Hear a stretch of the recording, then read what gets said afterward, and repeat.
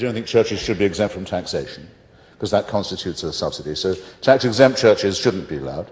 Second, I think if someone's found mutilating the genitals of their children, they should go straight to jail and shouldn't be allowed to plead a religious right to do so. Same with honor killing, same with polygamy, same with bride price, same with child marriage, and I think if a Jehovah's Witness or a Christian Scientist lets a child die from neglecting to take them to the doctor, the same should apply. That should be the last thing they do on the outside. So obviously the common law has to be made to apply. And I think that Congress should hear, and the Supreme Court should hear, evidence that no American aid money should be allowed to go to Israel that is even diverted to the building of Messianic settlements on the West Bank, because as well as theft, that's the establishment of religion using American taxpayers' money and should be illegal. And if there's going to be equal time for the teaching of religion in schools, then every church that takes a faith-based initiative subsidy or a tax break should be forced to spend half of its time teaching the origin of species. I think that's only fair. When I said in my subtitle, this is a lousy microphone, isn't it? Or is it only for me? When I said in my subtitle that there's something about religion that poisons everything, I know publishers like controversial subtitles, but I was willing to stand by it, and I knew people would say everything. I mean, cricket, tantric sex, Chinese food. Yes, I sort of do mean, in a way, everything. For this reason, it attacks us in our deepest integrity, in some of the ways I've just tried to describe. It says we don't ourselves have any innate knowledge of what's good or wicked. We couldn't, on our own responsibility, out of our own self-respect, decide upon an action in this way and decide to defend its integrity. We would need divine permission and maybe even a human sacrifice or two to ram it home. For this to occur, and I go on to say that it makes intelligent people say stupid things, and it makes decent and kindly people do and say very cruel things. The King James Version famously says, "Thou shalt not kill," though the original Hebrew makes it very obvious that the meaning is, "Thou shalt do no murder." These transliterations, by the way, can be very hazardous and very useful. The Hebrew word alma, for example, means young woman. That's all it means. When mistranslated by King James's committee as virgin, it very much alters the idea that a young woman will one day conceive and bring forth a son. And a great deal of misunderstanding has resulted from that error in translation. I'm reminded of the lady governor of Texas, who, during a controversy about bilingualism in the State House in Austin, said if English was good enough for Jesus Christ, it was plenty good enough for her. We so far haven't found any society in which the penal code, we've looked, anthropologists have searched, we've found no society in which the penal code approves of or is neutral about murder or theft or perjury. Adultery is treated differently in different cultures, but the murder, theft, and perjury are not. One might argue that the Jewish people wouldn't have made it as far as they did to Mount Sinai, assuming always that they did make the trip, if they had been under the impression that murder, theft, perjury, and adultery were okay until they got there. Most of the historical figures in the ancient world are attested to by one or two, or in Christ has probably more attestations than many other figures whose historicity you wouldn't doubt for a moment. Dinesh, I don't know why you're doing this to yourself. I'm doing it to you, actually. The existence of the Macedonian royal house is an archaeological question as well as among many others. It's decidable in innumerable ways. The probability of there having been someone with the one name of Socrates is very high, but it can't be absolutely attested to, and it doesn't need to be, because those ideas would have been in someone else's mouth if they weren't in his. The idea, it surely is important to you that the physical existence of Jesus can be proved in a rather different way, since he is the Son of God, and the Word made flesh, and born of a virgin, and by his death we are all healed. So you've got a little bit more riding on this than I do, and you've got no evidence for it. None. But you note that in the 10th commandment, unlike the others, There's no specific action that's being either condemned or recommended, neither enjoined nor exhorted or forbidden or prohibited. Instead, we've got the first recorded instance that I know of thought crime. It's not you're not supposed to do it, it's you're not even supposed to think about it. This is why those of us who maintain a critique of religion make the charge that it is implicitly totalitarian. It can convict you for things that are only in your head, for thoughts that have hardly begun to form. And there's another reason, I think, why this commandment is somewhat sinister. It appears to forbid the poor from resenting the rich, if you want to make a left critique of it, or if you want to approach matters from a free market point of view, it seems to crush the spirit of emulation and competition that's involved in wishing you had a better life. Some Jewish authors have argued that the prohibition only extends to actual neighbors, in the sense of those who dwell in the immediate vicinity, and some have said it only applies to covetousness of that sort, but it would surely be a fairly paltry commandment that excused this exact same attitude if it was directed at people further away. And only then do you notice, when that thought has occurred to you, in the mind that you have that's always alive with subversive thinking, you suddenly notice that the children of Israel are precisely and all the time being ordered to covet, being enjoined to covet, being told they must envy and hope to annex the lands, the flocks, the herds, and the women of neighboring tribes. They're kept going by greed, by the thought soon all these people's property will be yours, and that you'll be licensed to take it by force, and kill them and have the land and not the people. This is perhaps why, this ambition is perhaps why there are no prohibitions against, say, slavery, or rape, or genocide, or child abuse in the Ten Commandments. It's not a matter of leaving these out, or applying situational ethics to a time that was not ours. It's not that, I don't think so. Such things have always been known of and usually deplored.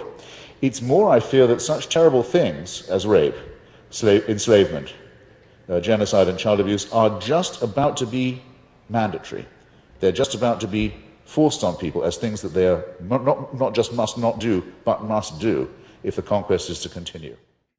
In other words, I think that our morality is innate, our ethics are innate to us, as they are in other mammalian and primate species. It's observable that there are solidarities, there are ways of group behavior, family function and so forth that make it clear that without this kind of evolution we wouldn't be having this discussion. We wouldn't be here if we only looked out for each other, and other primates and mammals know this too. In that case, since the evils are innate in us as well, what are we to do? Are we to invent another supernatural person who's responsible for those, as the religious tend to do? Those don't come from this God, they come from another God, an evil one. Well, fine, if you wish, if you want to do it, if it makes you feel better in some way, invent another supernatural entity. There's an infinite multiplication of them that you can do, as Aquinas did with the demons, as Muhammad did with the desert jinns. Keep multiplying these assumptions.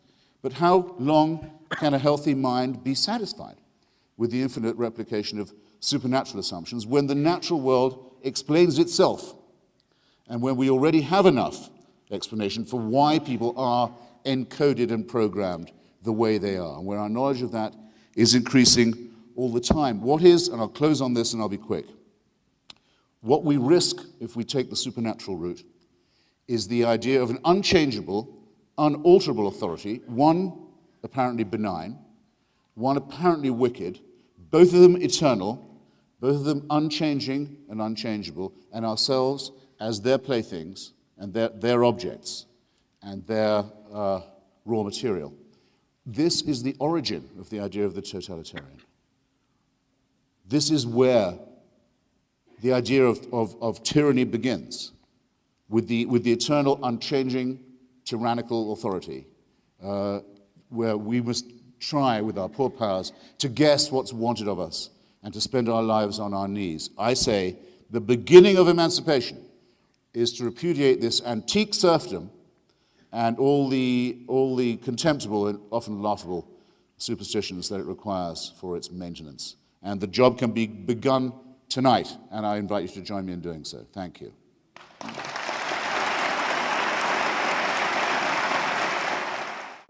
Thou shalt not bow down thyself to them nor serve them. For I, the Lord thy God, am a jealous God, visiting the iniquity of the fathers upon the children unto the third and fourth generation of them that hate me, and showing mercy unto thousands of them that love me and keep my commandments. So you might think that someone who keeps the commandments won't have their children persecuted unto the next generation, so that if the next generation of children didn't keep the commandments, they'd still be protected by the fact that their parents had kept the commandments. But no. Thou shalt not take the name of thy Lord, the Lord thy God in vain, for the Lord will not hold him guiltless that taketh his name in vain. Right. You see where I'm going with that. All of this suggesting a great insecurity and unease. Then comes the requirement, again tediously repeated, for the observance of the Sabbath day. Remember the Sabbath day to keep it holy. 6 days shalt thou labor and do all thy work. But the seventh day is the Sabbath of the Lord thy God. In it thou shalt not do any work, thou nor thy son. I may as well finish this. Nor thy daughter, thy manservant, nor thy maidservant, nor thy cattle, nor thy stranger that is within thy gates.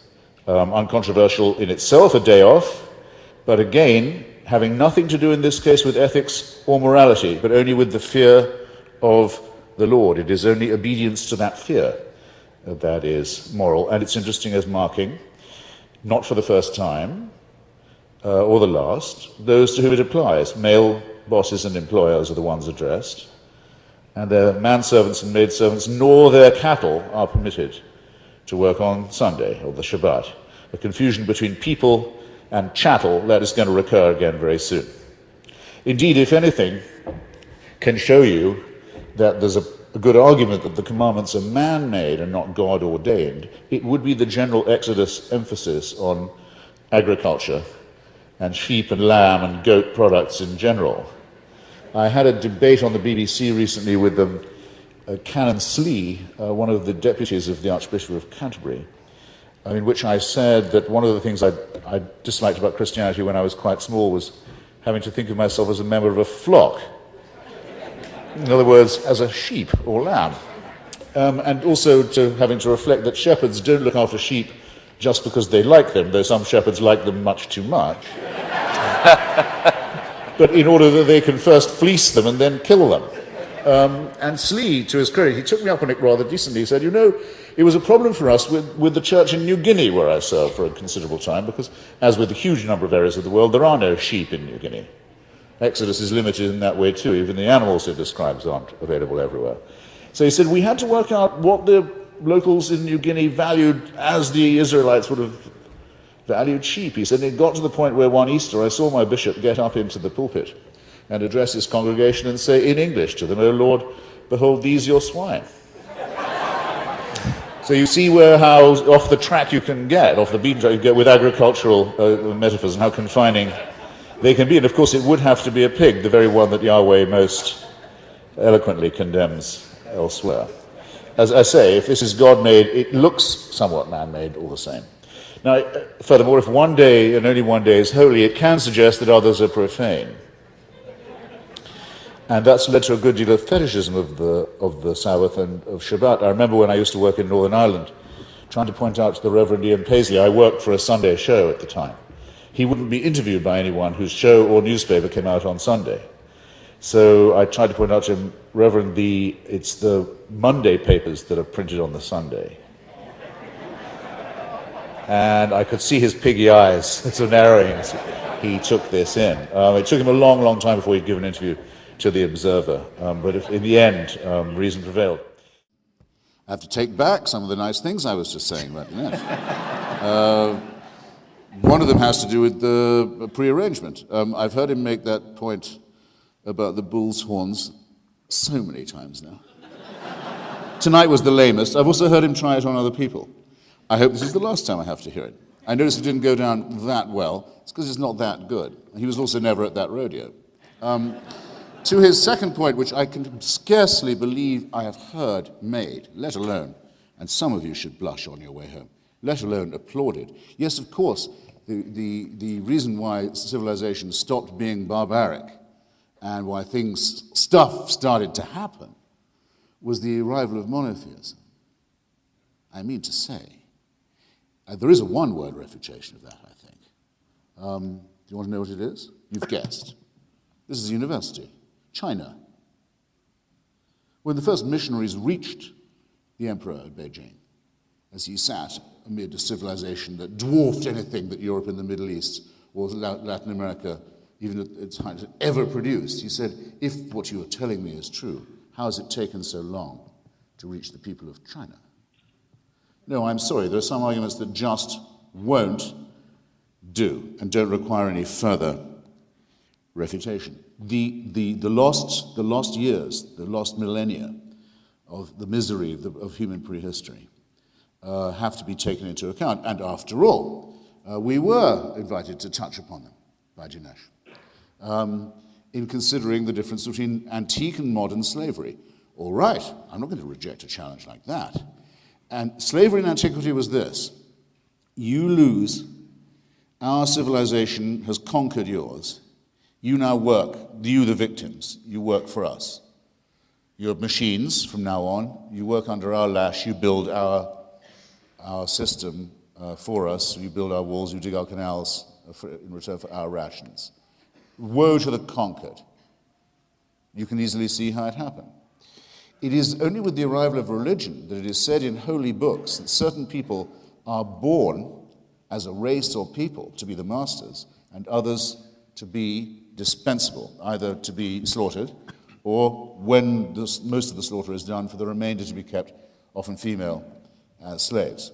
In every holy book, from the original holy books of the Jewish people through those wrongly adopted, in my view, mistakenly adopted by the Christian religion, to the Quran, to the Book of Mormon, slavery is mandated, and those who are born into it, usually by a different colored skin, are clearly, plainly identified, usually as the sons of Ham, or some such nonsense, pseudo-ethnological garbage. Okay? That's what's different. So, in the waning centuries of this foul system, it is true that some Christians, out of conscience, turned against it. Wilberforce is one of the best known.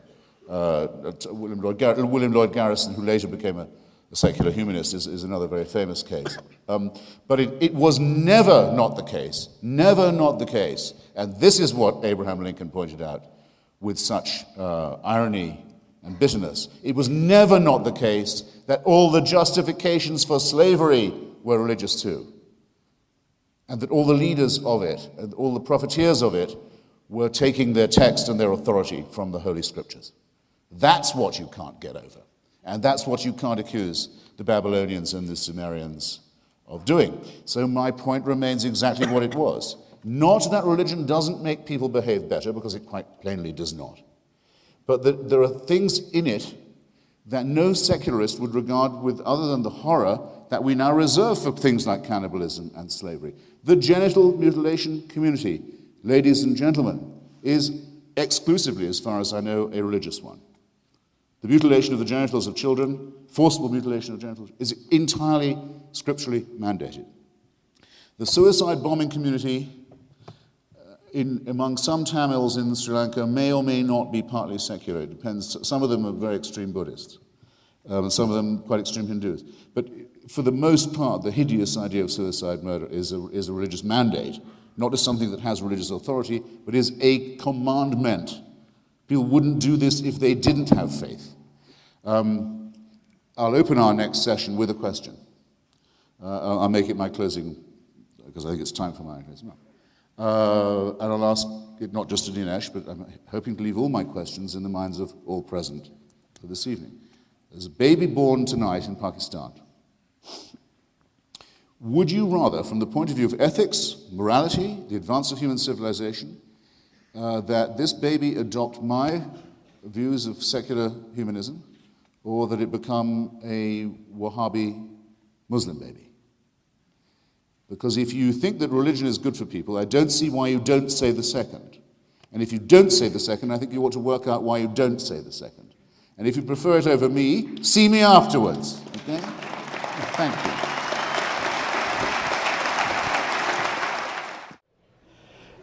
One is compelled here to re-examine the authorship of Deuteronomy, which tells us that Moses by then had reached the age of 120, adding that his eye was not dimmed nor his natural force abated. One begins to doubt it because it seems that, like many elderly men, he'd begun to repeat his favourite stories to captive audiences who were naturally a touch shy about interrupting him and not always remembering the stories precisely the same way.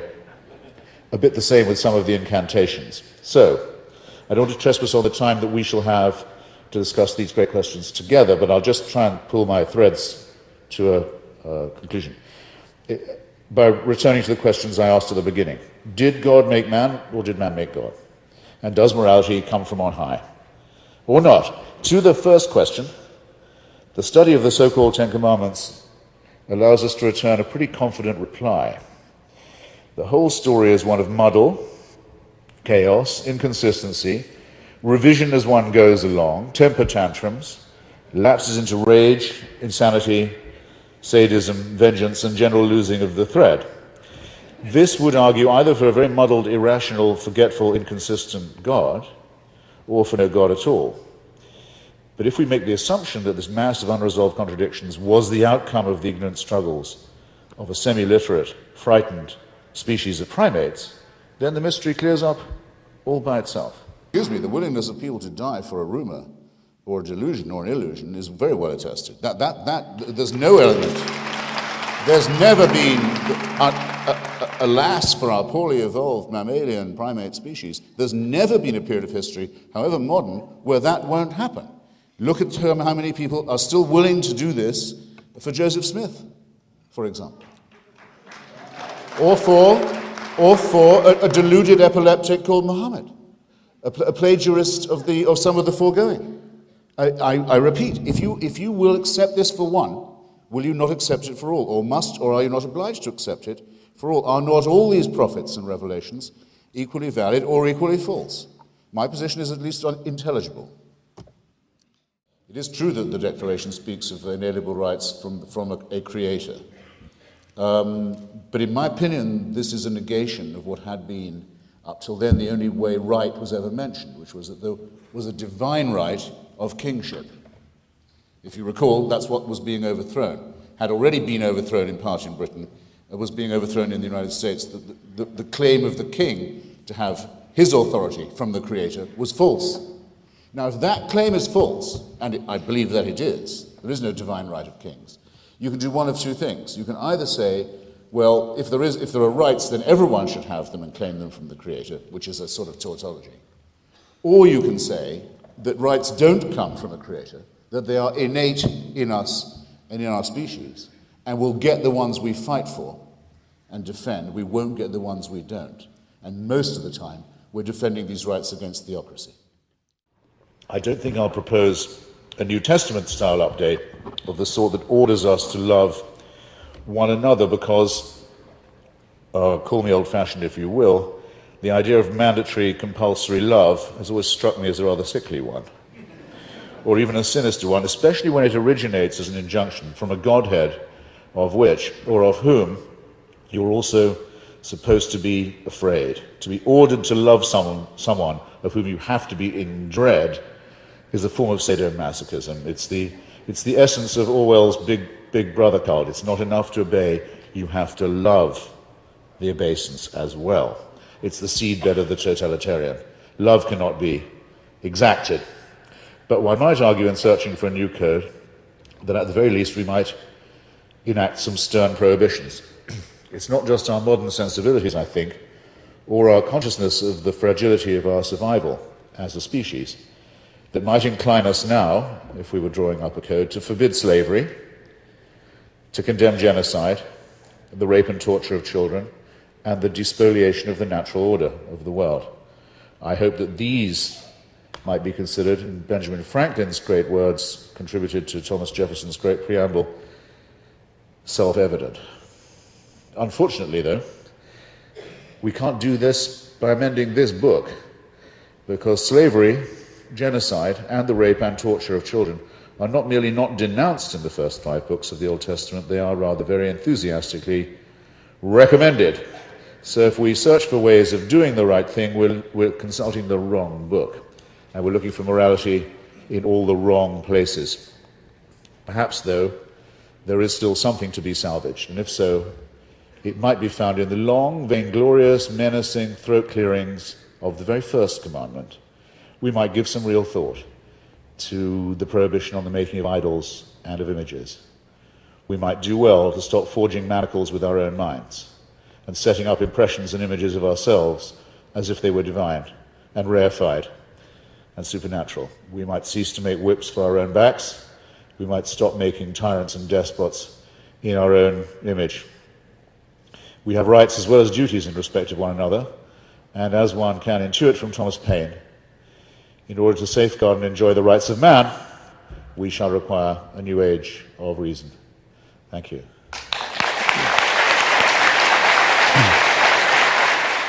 Well, but that's precisely the error I was just identifying. If you can suck one right out of your thumb and call it divine, why can't you say, well then, oysters have the same right, that it comes from their creator? There is no, as you yourself have pointed out, with the rights industry, no real limit to this, especially if you attribute it to the divine. Generally speaking, though, the struggle for rights is a struggle for humans to assert themselves against other humans who want to oppress them in the name of God. Do you mean, sir, that we do not have Well, it's me again, the questioner. Yes, sir. Do you mean then... You suddenly seemed a little, what shall I say? Omniscient? It just came from somewhere else. Gave me a nasty turn. Yes, please, go ahead. Do you mean then that we do not have any innate rights towards each other than what we assert by force? Did I hear you right? Or did I hear you wrong? I tend to agree with those who've said that the concept of right, of recht, is a human creation, that it's an arbitrary creation, yes. And that we'd be better to say that we get the ones we fight for, that we don't get the ones we don't, and that our duties are, and solidarities with each other are mandated by evolution and are not in any sense predicated on anything supernatural. My view of the mammalian evolution of our species is that we are programmed to be superstitious. Religion is unvanquishable, unbanishable, as long as we're partly rational, as long as our prefrontal lobes are too small, our adrenaline glands are too large, and our opposing thumbs are still too clumsy. Of course, people can be sold every kind of delusion. I half agree with G.K. Chesterton when he said that people don't believe in God. They don't believe in nothing but in anything. I believe that the belief in God is a willingness to believe in anything. But if you take Orthodox religion away, you may very well find someone worshipping a pet rock, or a tame fish, or a crystal, or some New Age nonsense healing process. Yeah, but that's the way a lot of people are. I just would like to say that there's a solid minority of us who are not impressed by any of this. And we're citizens too. And deserve that much respect. The Pew Research Center in the United States has recently done a lot of work on religious allegiance, and what it's found is that the largest growing minority in your southern neighbor is those who check none of the above in the box marked faith. It's double what it was 10 years ago. I would predict it would double again in the next 10 years.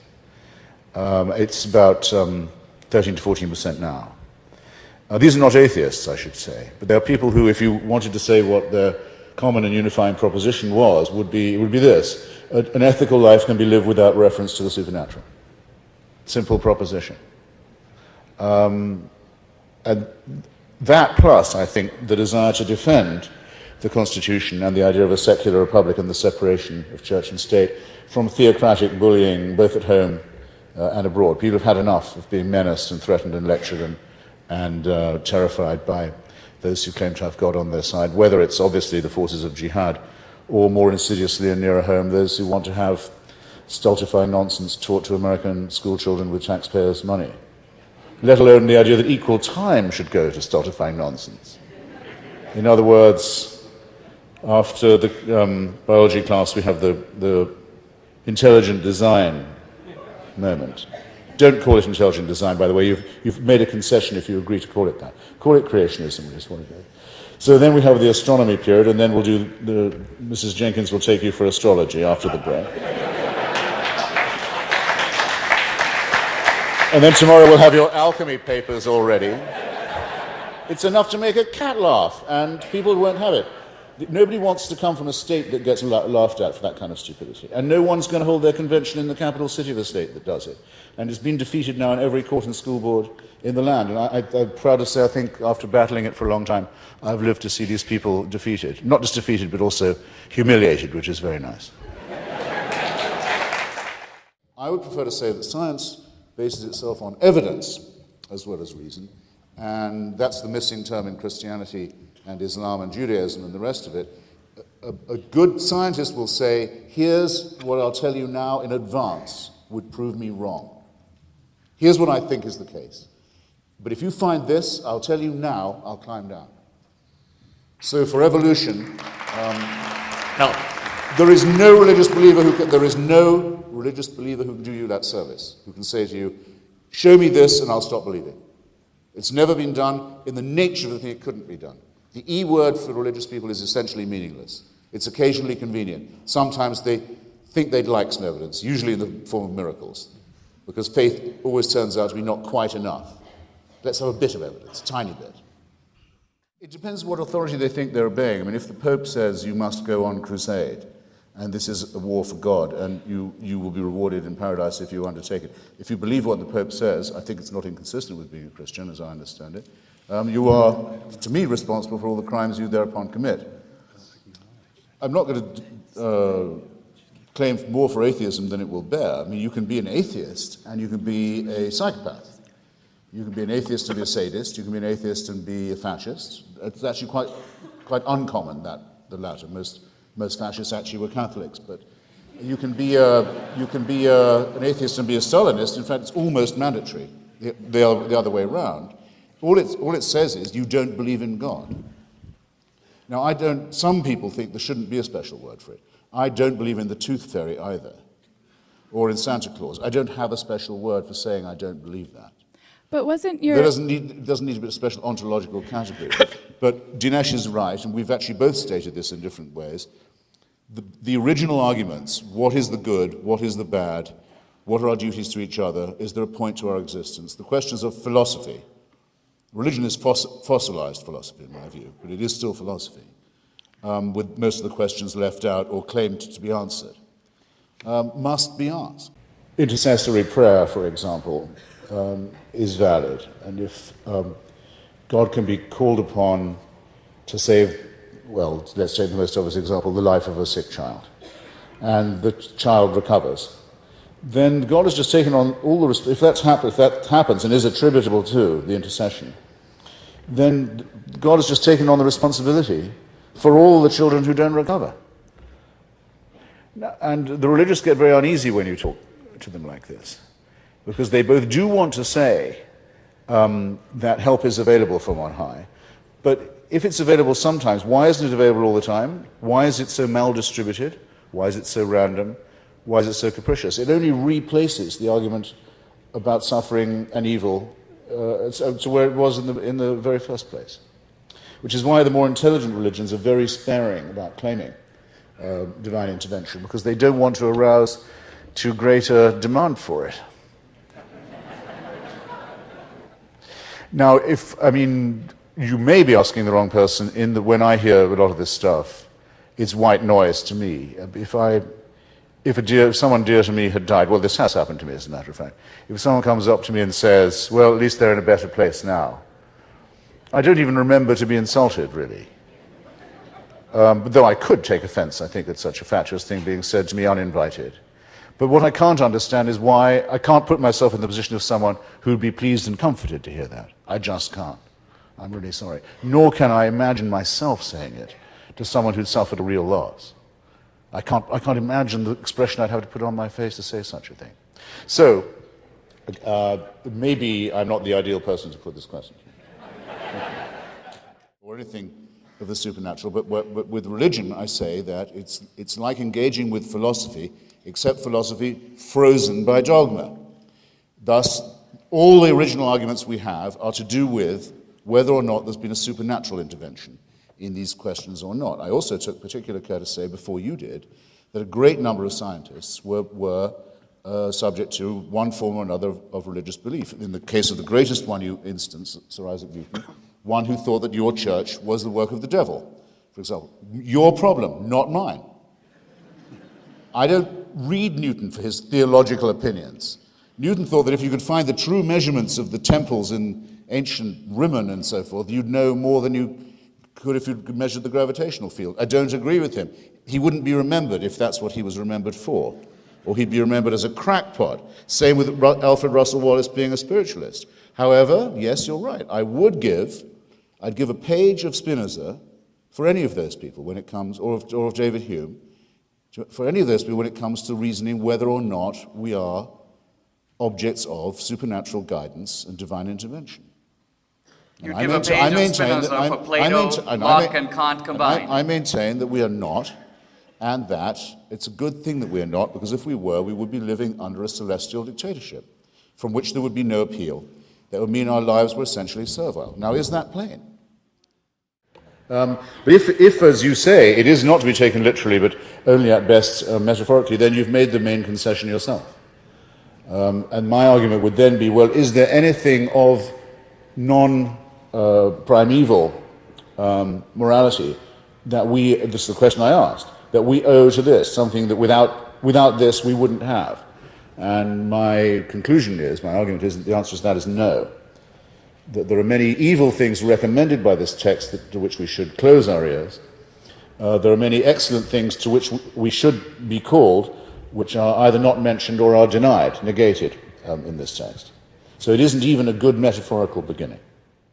My friend and ally Daniel Dennett, in his book on belief in belief, says that he thinks it's extremely likely that religious faith gave people advantages of survival. If you go to the witch doctor and you think he is a real doctor, everyone knows that there's an element of morale involved in recovery, and it may be a very small advantage based on an illusion, but these are areas where even a tiny advantage may indeed help. However, rather than confine himself to that, Dinesh goes on to say, but wouldn't it be nice if it was true what the witch doctor said? You just heard him say it. I mean, after all, you'd feel a huge amount better if there was life everlasting as a reward for virtue. Well, that's known as wish thinking. I phrase it like this. I'll take up your Jefferson challenge again, if you like. Thomas Jefferson says in Notes on the State of Virginia about the slavery question, he says, I tremble for my country when I reflect, you've all read it, that God is just. If you haven't read it, you'll remember I said it. You'll go and read it now. I tremble for my country when I reflect that God is just. Who can forget? But if there is a just God, what is there to tremble about? If there's a God who really loves you and knows that you're there and cares for you and looks out for you and is interested in how you're getting on and how you're going to get on and wants the best for you, what is a small question like slavery? All your feelings of responsibility and care about that are dissolved. You're bathed in the refulgence of an absolutely wonderful thing. The only price of it would be, unfortunately, because nothing comes without a price, you'd have to submit to a celestial dictatorship. But hey, what's that in return for a ton of love? If it was demonstrated to me that Jesus of Nazareth had never existed, all right, that there was no truth to the story at all, my life would go on exactly as it had, and that all the dilemmas that face us would, in my view, be precisely the same as they always are. How do we live the good life? What are our responsibilities to one another? How can we improve on this? How can we build the just city? All of these questions would remain as they will for every generation. To the believer, it would have to be a calamity to discover that this person never existed. They would have to say that their lives were pointless, were meaningless. Now, just think for a second what a confession that constitutes. What an abject confession that is. Well, in that case, I don't care, they'd have to say. Without as St. Paul says, if there was no resurrection, no bodily resurrection, then we are of all people the most miserable. What is it to believe this kind of thing? If I say to a Muslim, you know that the Prophet Muhammad very probably didn't exist anyway, he certainly didn't take dictation from the Archangel Gabriel, don't be silly. The guy acts as if I've said the most unbelievably horrible thing. As if life would be unlivable if what I said was true, or even if I was allowed to say it. What is this? What is this? I ask you.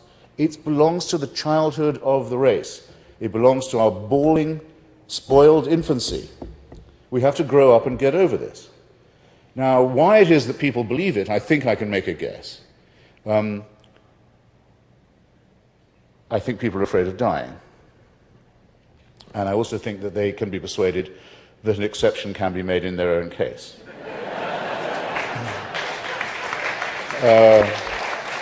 If they make the relevant propitiations and so on. I'm not of that view. I'm really not. I mean, just try it. Just try standing in the airport or on the street, see them come towards you. Ask first which species of primate they'd be. Okay, is that a chimpanzee there? Is that a silverback gorilla there? Is that an orangutan there? You'll find everyone you know falls into one category or another. It passes the time at airports. And then you say, now look at that one. Now, if that one had gone to church every day and gone to confession every week, and tithed himself and so on, he'd be absolutely assured of eternal life. He'd have nothing to worry about. See if you can make yourself believe it. Then see if you can make yourself believe it about yourself. Well, obviously people can, and there are obviously people who know how to make a living out of this racket. But that's why when I'm told, well, at least you must respect people of faith, I say, well, actually, I don't. I don't think lying to children for a living is a respectable occupation. The British royal family, I was raised an Anglican, as you may possibly guess. The British royal family has prayers mandated for it to be said. Prayers every single day by every single Anglican in every single service. Prayers for that family, okay? Have you read about the doings of this family lately? The most prayed for family in the world. I would take that as the control experiment if I was you. I'm so glad you asked. I'm not saying that we've done it yet, but if Let me take a shot. If you're saying, what would it take to convince me? Okay, I won't be frivolous. If I thought I saw a just miracle, using the scientific method. if I thought I saw a dead person walking, for example, I would be much more inclined to think that I was the victim of a hallucination than that I had seen the laws of nature suspended in my favor. That's just the way I am. I think David Hume was right. The laws of nature have just been suspended, apparently in front of your very eyes. Which, nonetheless, is likelier? That they have been suspended, in your favor, almost always, by the way, or that you are under a misapprehension. Always, to me, the first explanation would be the least probable one. The likelihood that I was having a hallucination would have to occur to me. The Of course, it wouldn't occur to me if I was undergoing a hallucination, but that's how these ideas get spread around. I invite you to the thought experiment. If it could be shown to you that the figure of the Nazarene was, in fact, as we believe, entirely mythical, as was the figure of his mother, as was the figure of Vishnu, as was the revelation supposedly given to the illiterate Arabian merchant, peasant Muhammad, the man calling himself the prophet, as was the existence of Moses and the legend of the Exodus. If all of this can be shown as it can be, I haven't time for it, but I'll take any challenge on any of these points, to be an entirely man-made legend, would you really look at your neighbor differently? Are you telling me, or are you willing to be told, even by someone as fluent and charming as Dinesh, that it would be true of yourself, that you would then become a thief, that you would then become a liar, that you would then not condemn a rapist, that you would then have no knowledge of the difference between a right action and a wicked one? I don't think there's anyone in this room who could be so abject, so wanting in self-respect, so masochistic, so subject, and I'm coming back to this, so servile, as to believe any such thing. And if I had to stop now, that's all I would really have wanted to say this evening. But as I say, I didn't come to be compassionate. I have some more suffering to inflict on you before I'm done. The remainder of Exodus, Leviticus, Numbers, and Deuteronomy, of the Pentateuch, in other words, is largely taken up with exact codification of the different kinds of enslavement of Jewish servants and non-Jewish serfs, the conditions of mass murder and despoilment of other neighboring tribes. There are also incidental and, so to say, by the way, commandments such as the one to stone to death any child that disrespects its parents, and the prohibition on seething a baby goat in its mother's milk, one of those random commandments on which the whole laborious edifice of kosher and kashrut has since been raised. So let's just trace again, to be sure where we are, amid this blizzard of conflicting hysterical orders, the evolutions of the Decalogue. After the commandments specified in Exodus chapter 20 comes Exodus 21, a chapter of so-called judgments, which gives the verdict and sentence in advance for any number of crimes, from smiting to slave rebellion, and from ox goring to witchcraft. And these two have the forces of commandment, and the penalty in all cases is death. Moses then returns from his audience with God to discover his people have lapsed into calf worship and other frivolities. As I mentioned earlier, he thereupon smashes the two tablets, which would surely at that time have been the most precious artifact that could possibly have been known to man, as having been conceived and made wholly by God, smashes them and summons the Levites of his contingent to inflict exemplary punishment. And I quote now from Exodus 32, verses 27 to 28.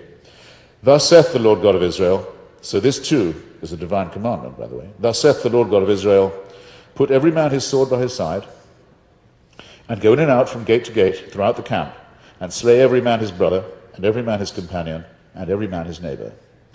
And the children of Levi did according to the word of Moses, and there fell of the people that day about 3,000 men. So that's a terrific slaughter under orders. And you note the small inconsistency, which may perhaps, I sometimes think, betray the prickings of a poor conscience. In the first verse, the order for the indiscriminate slaughter is from God, thus saith the Lord God of Israel. In the second, it's from Moses. The children of Levi did according to the word of Moses. There's a bit of displacement going on here. We don't know. In either case, it orders the killing of brothers, companions, and in that significant term, as we've seen from the 10th commandment, neighbors, specified. They must die without pity or without discrimination. That's not excessive, perhaps after the infanticide of the firstborn of Egypt. That's already taken place for them to get this far. And it pales beside the anger of Moses in the later book of Numbers, where he speaks to his generals after the battle against the Amalekites and rages at them for sparing so many of the civilians. Now, therefore, he says, kill every male among the little ones, and kill every woman that has known a man by lying with him. But all those women, children that hath not known a man by lying with him, keep alive for yourselves. In the Age of Reason, Thomas Paine drew attention to this passage, saying that it constituted, I'm quoting Paine, an order to butcher the boys, to massacre the mothers, and to debauch the daughters. A fairly good summary of what I've just read. And this earned him a hurt and high-minded rejoinder from the Bishop of Llandaff, a blithering Welshman who used to try to debate Paine on these questions. He didn't contest the butchery of the boys or the massacre of the mothers, but he did say very plaintively that it wasn't actually stipulated that the daughters were being kept alive for immoral purposes. In other words, the bishop left open the possibility they were being kept as, I suppose, pets. It is certainly true that I consider that the question of liberty of the mind is involved in the repudiation of theism. Yes, I think that we would be living in a celestial dictatorship if we accepted the authority scripturally revealed of a divine will. And I think this not because, under the inconvenient scrutiny of this eye, I'm not free to rape and pillage and lie as I might wish, because there are other things, I assure you, as I'm sure you will say for yourselves, those of you with any self-respect, that stop me from doing that. But because, and I don't mind admitting this is true, once you grant that there's been a revelation of God to some humans, sometimes, in some places, to be interpreted by a priesthood, then the next thing you will find is that you are being told what to do, what to eat, what you can read, who you can go to bed with, by someone who is no better a mammal or primate than yourself, but who claims to be doing this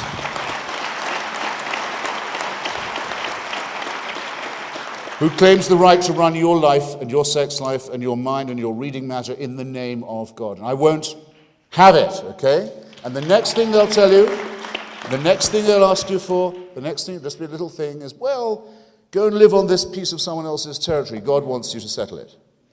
The next thing will be, you're called to holy war now because we can't coexist with the infidel. The next thing will be that. Let it in once and you let it in all of it.